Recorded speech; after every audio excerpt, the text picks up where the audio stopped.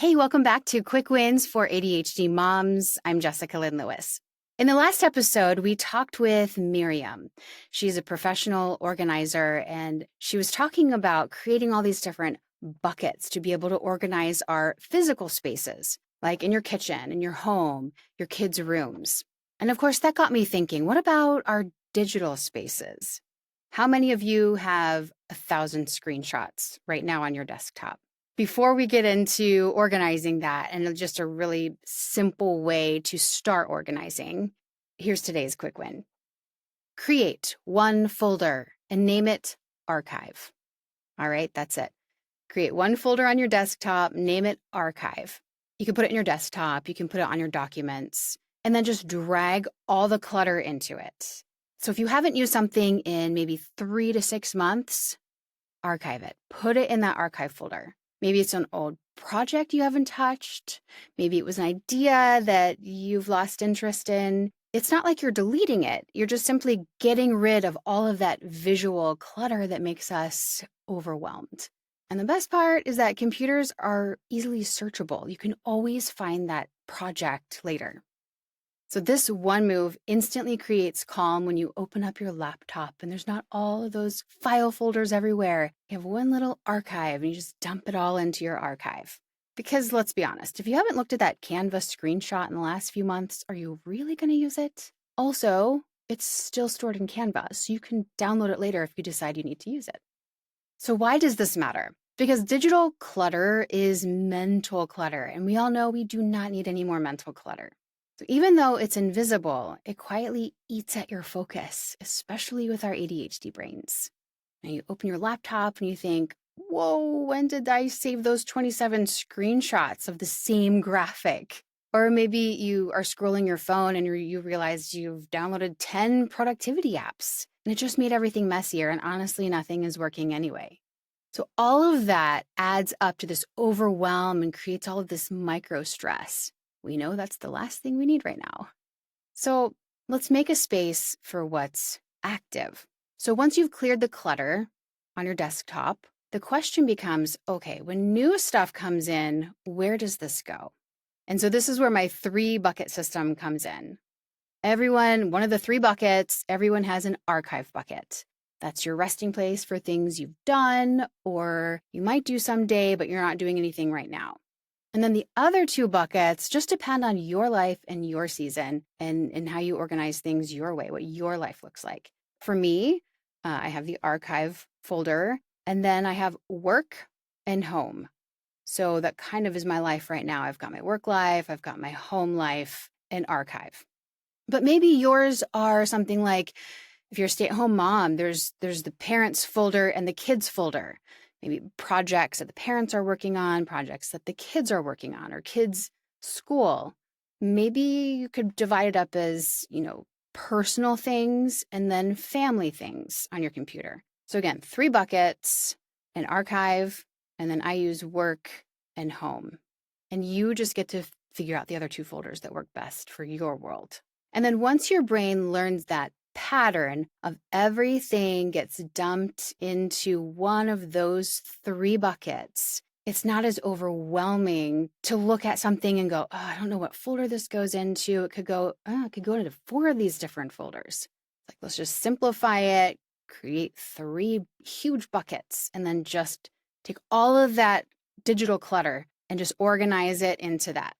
You can do this on your phone as well. So on my phone, I have an iPhone, and I have a home page, and that has all my home essentials. So I use Notion to keep my second brain organized. The weather, the calendar, my daily tasks. If I'm doing a food tracker, everything that you do every day is listed in that first homepage. And then when I scroll over and hit page 2 of my phone, I've got things like Netflix, Disney Plus, Audible, anything that I'm going to be entertainment, anything that I'm going to be watching or viewing. Maybe I'm going to go on the treadmill and I want to watch the latest show that I'm watching, or maybe I'm in the middle of a podcast. I hop in the car and scroll to that second page and hit the next podcast or the next audiobook that I'm listening to on Audible.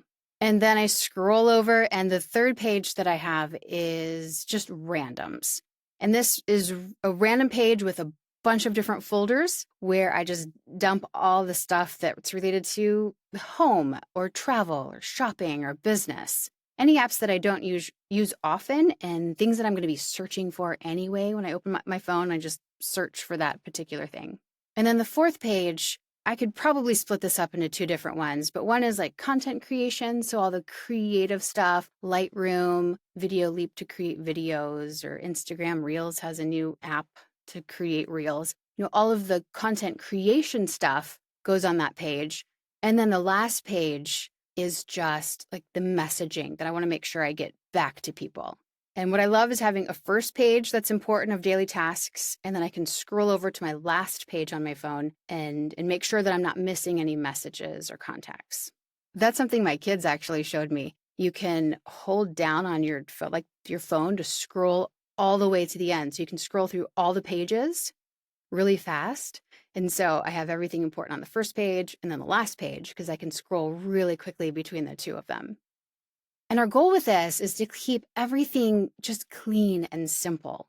There's nothing to distract you or pull you away from your important daily activities that are on the front page or the messages that you need to get back to on the last page. And you still have everything on there and accessible. It's just not taking up a lot of visual clutter. And yes, sometimes I move a few apps back out of certain folders and create a better visual workflow. And that's just a trial and error thing to figure out, what is going to work best for you. So this whole idea of getting digitally organized, when I first started organizing my creative life, I was doing wedding photography and I had a whole bunch of weddings and portraits, and you have thousands of photos from each wedding or from each portrait session. And I had to figure out really quickly a way of how to organize all of that. And just recently, over the last couple of years, I started using Notion to keep my second brain organized. And I came across Tiago Forte's PARA method. PARA stands for the different buckets that you put all of your digital life into. So there's projects, areas, resources, archive. And that's great, but with my ADHD brain, I just kept freezing, looking at the folders thinking, wait, is this a project or is this an area? Does this go into the resources tab? Then I'd start to overthink everything, and then decision fatigue sets in, and you end up searching for some other app that would help.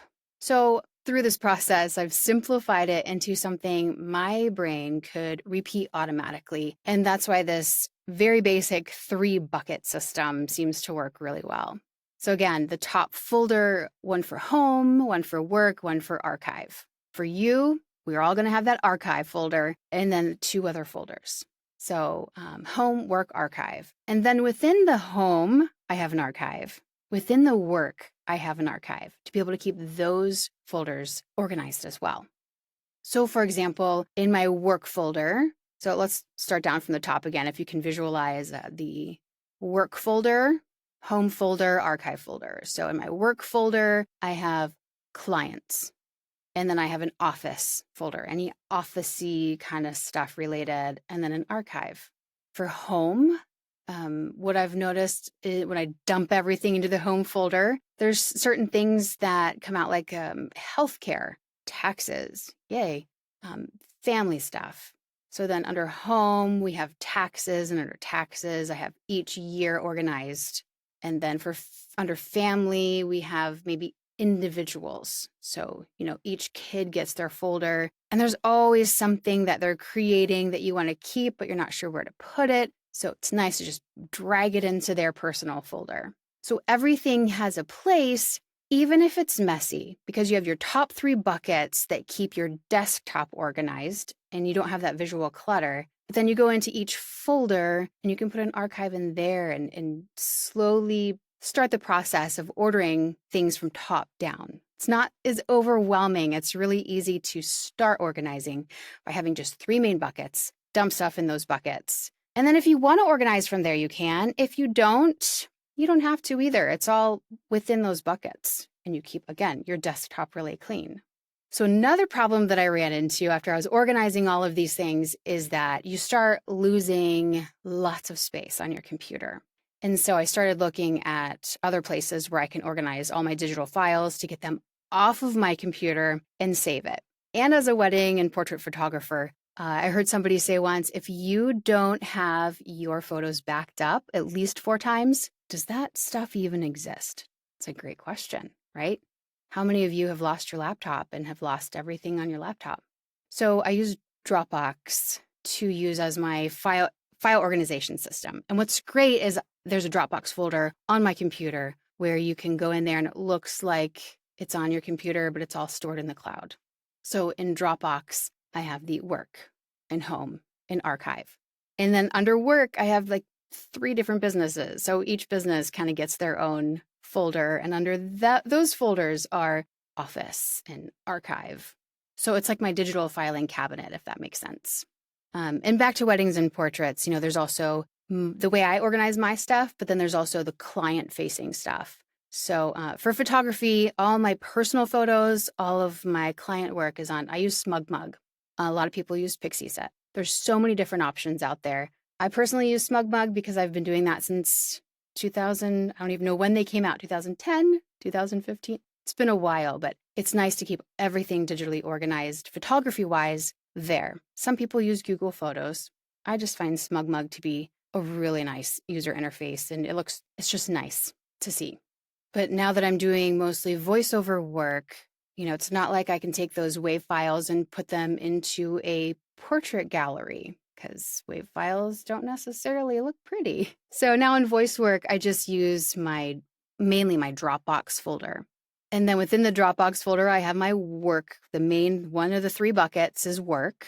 And then under work is my 3 different businesses between coaching and doing the podcast and doing voiceover work. And then under voiceover work, I have a client folder. And under the client folder, I have all of the names of all the different people that I have worked with. And then under that, when I actually do a specific project, I will name it the date and then underscore their name or their business name and then underscore, and then the actual project that I'm working on, the voiceover that they gave me, maybe it's the script name, so that later I can go into Dropbox and I can look up that particular client because people are always coming back and asking, hey, do you still have that from last year? Do you think you can just do a little update? And yeah, absolutely. And I can find it within a minute. So the more organized you are, the easier it is to find things later too.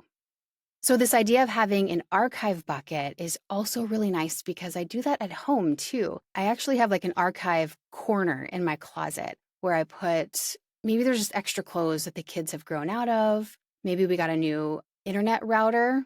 And so the old one still works, but it's not as quick as it needs to be for our needs, but somebody else could still use it. Archive corner. Old clothes, archive corner.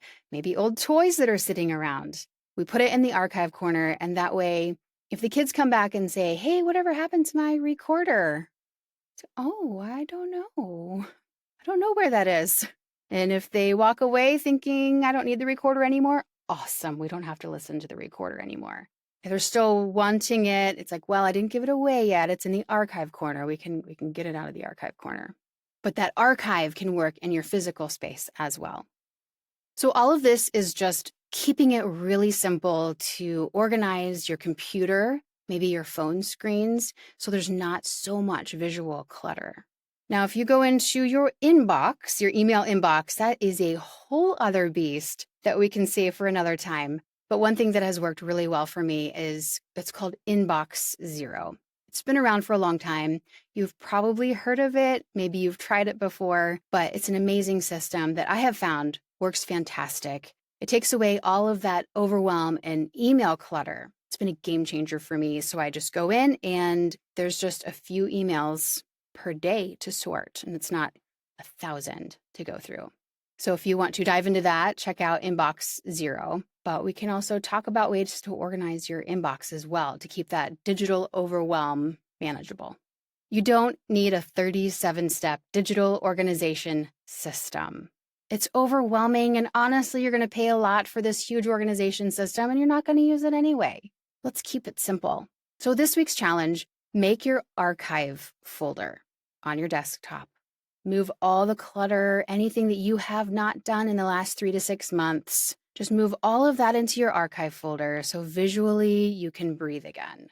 And then if you want to make 2 more folders, divide your life up into whatever that looks like for you, and start organizing things into maybe the projects you're doing right now, compare in your work folder, or things you're doing in your home folder, and anything you're not working on in that archive folder. Let's keep it simple so your digital world also feels more clear. It's amazing how all of that digital stuff flows into the physical world too. I just want you to be able to breathe again and be able to see things and access them when you need them, but also feel calm that you don't have 1,000 things on your desktop or 1,000 apps on your phone.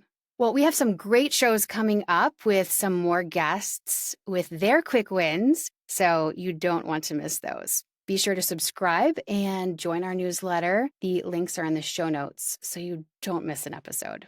Well, do you have a tip or technique that works for your brain? Maybe something that's worked for your kids? I would love to hear it and share it with everybody else. You can email me, Jessica at theadhdmom.com. And of course, our website is theadhdmom.com. Share the show, spread the word. Let's help our favorite creative ADHD moms go from surviving and feeling like they're in chaos to thriving and having control of their life again. Until next time, have a beautiful day.